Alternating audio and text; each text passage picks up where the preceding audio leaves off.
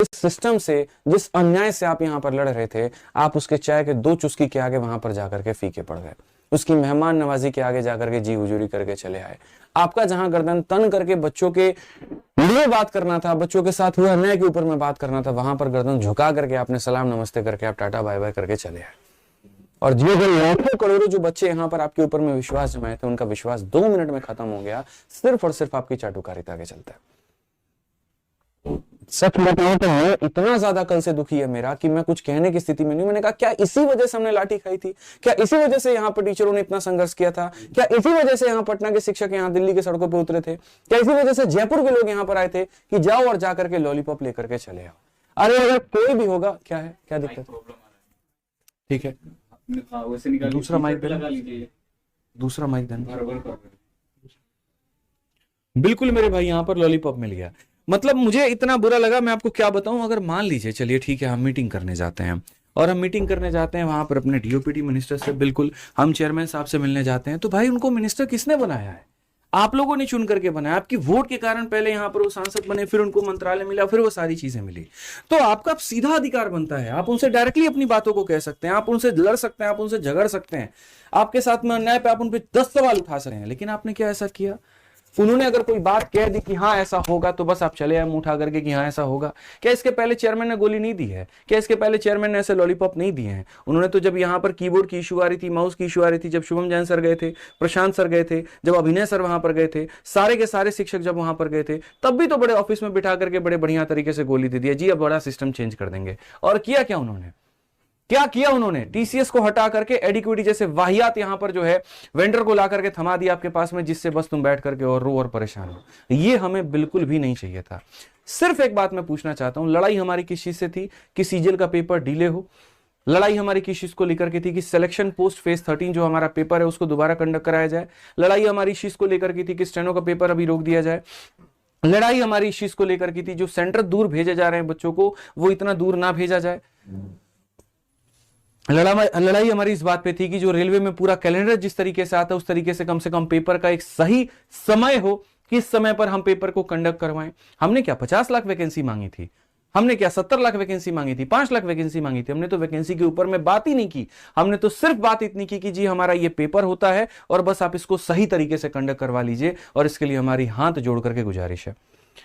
कल एक एक मंत्री, एक एक एमएलए, एक एक एमपी और डीएसपी, हर किसी के मैं मेरे भाई आवाज पे घूमता रहा। 10 लोगों से ऊपर एमपी से मैं मिला हूंगा, ठीक है। काफी लोगों के साथ मैंने फोटो भी शेयर की, उनके ट्विटर पर हमने ट्वीट भी करवाया। अगर आप देखेंगे वहां दीपेंद्र जी हुड्डा का, उनके ट्विटर अकाउंट को जाकर के देखिए, उन्होंने ट्वीट किया इस मुद्दे को लेकर के। आज संसद में इसके ऊपर में चर्चा भी चल रही है, 263 नंबर वहां पर क्यू नंबर है इसका। आज इन सारी चीजों के ऊपर में चर्चा हो रही है। क्या हम सिर्फ वहां लॉलीपॉप लेने गए थे? इनमें से कितना मुद्दा सॉल्व हुआ, मुझे यह बता दीजिए। कल जब मिनिस्टर साहब से मिला गया, क्या उन्होंने किस चीज का प्रॉब्लम सॉल्व कर दिया? क्या उन्होंने सेंटर सही कर दिए? क्या उन्होंने यहां पर जो है फेज 13 वाले को न्याय दे दिया? क्या उन्होंने स्टेनो वाले को न्याय दे दिया? क्या उन्होंने सीजीएल वालों को न्याय दे दिया? कहां पर न्याय मिला? क्या रेलवे वालों को न्याय मिला? कुछ नहीं मिला। तो हमने कल किया क्या है? कोई व्यक्ति आपके सामने अगर इज्जत से बात कर रहा है, आप भी इज्जत से बात करो, लेकिन अपनी बात तो रखो वहां पे जाकर के। ऐसा थोड़ी हो जाना है कि हम वहां पर जाकर के अपनी बात ही ना रखे, हम बोल ही ना पाए, हम गिना ही ना पाए। या तो मैं इस चीज को ऐसे मान लूं कि हम ब्लॉग बनाने गए थे वहां पर और हमने ब्लॉगिंग की, बहुत बढ़िया ब्लॉगिंग की, 10-10 बार लाइव आए चैनल पे, लेकिन जो मेन मुद्दा था हम उसके ऊपर में बात नहीं कर पाए। कितने शिक्षकों का इसके साथ में विश्वास जुड़ा हुआ था, कितने बच्चों का इसके साथ में विश्वास जुड़ा हुआ था। अब मीडिया यहां पर हमसे यह सवाल पूछ रही है, सर जो आप करने वाले थे वो खत्म हो गया कि अभी कुछ बाकी है? सवाल यहां पर आकर के ये खड़ा हो रहा है और अपने आप में शर्म में मार रहा है कि यार हम जुड़े भी तो किस चीज के साथ में जुड़े। ये नहीं होना था, कुछ भी होना था, लेकिन बस ये नहीं होना था।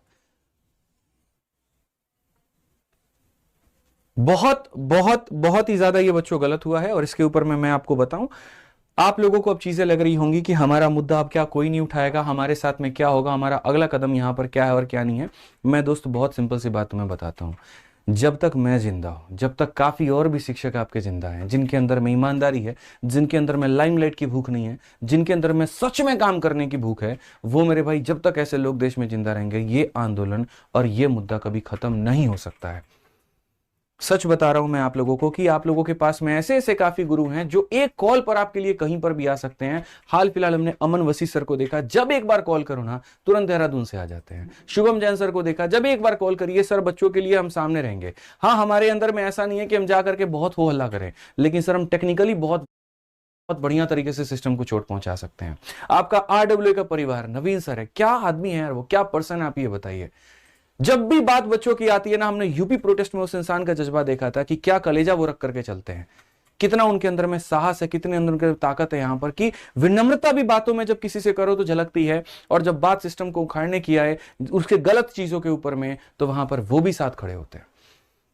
मैं आज भारत के सभी शिक्षकों से आह्वान करता हूं, सभी लोगों से आग्रह करता हूं कि आप जुड़िए, साथ जुड़िए। अभी हमारा मुद्दा खत्म नहीं हुआ, अभी हमारी जीत नहीं है, और हम इसके ऊपर में बहुत बड़ा काम करेंगे। और आप लोगों को मैं एक सीधी सी बात बता दूं, रैंकस गुरुकुल परिवार, आरडब्ल्यू परिवार दोनों मिल करके इस मुहिम को बहुत आगे बढ़ाएगा, बहुत आगे तक लेकर के जाएगा। और यकीन मानो दोस्तों, तब समय में आने में हम आपको एक निश्चित डेट भी देंगे कि कहां पर होगा, क्या होगा, कैसे होगा। और यकीन मानिए हफ्ते भर के अंदर में आप लोगों को जीत दिला करके रहेंगे। मुद्दा खत्म नहीं हुआ है, मुद्दा तो अभी शुरू हुआ है, अभी तो आंदोलन शुरू हुआ है मेरे भाई यहां पर। इसके लिए आप लोगों का, नवीन सर का, अंकित भाटी सर का बहुत बहुत धन्यवाद है, बहुत बहुत आभार है कि उन्होंने यहां पर हार नहीं मानी, उन्होंने घुटने नहीं टेके, उन्होंने सीधा कहा कि सर अभी हम जीते ही कहां हैं, अभी तो हम बस ऐसे चल रहे थे कि किसी ने कुछ कहा, हमें उसकी बात माननी है। क्यों? क्योंकि हमें उस इंसान के ऊपर में विश्वास था, हमें यह विश्वास था कि वो हमें जीत दिलाएगा, लेकिन हमें नहीं पता था कि जाकर के चीजें ऐसे खत्म हो जाएंगे। इसको पुनः जीवित करते हैं सर मिल करके। इसको एक, जब तक बच्चों को न्याय मिलेगा कैसे सो सकते हैं, कैसे हम लोग क्लासेस ले सकते हैं, क्या पढ़ाएंगे उनको, क्या कहेंगे हम उनके साथ में। तो बच्चों इतना मान लो, तुम्हें कुछ दिनों के अंदर में, एक मतलब ज्यादा भी दिन नहीं लूंगा मैं, 2 3 4 दिन हो सकता है, इतने दिनों के अंदर में तुम्हें एक तय डेट मिलेगा, तय जगह मिलेगी, और संवैधानिक तरीके से मिलेगी, सही तरीके से मिलेगी, जहां पर तुम धरना दोगे, जहां पर तुम प्रोटेस्ट करोगे, जहां पर सरकार तक अपनी तुम बात पहुंचा पाओगे, और जहां पर तुम्हें तुम्हारा न्याय भी मिलेगा। हम मिनिस्टर्स के पास में नहीं जाएंगे, अब वो हमारे पास में आएंगे। हम किसी के दरवाजे पे नहीं जाएंगे, हमारी प्रॉब्लम है, हमारे साथ में अन्याय हुआ है वहां पे, तो उनको आना पड़ेगा, उनको सॉल्व करना पड़ेगा, उनको मिलकर के यहां पर सारी की सारी चीजें सुधारनी पड़ेगी। और जब तक एडिक्विटी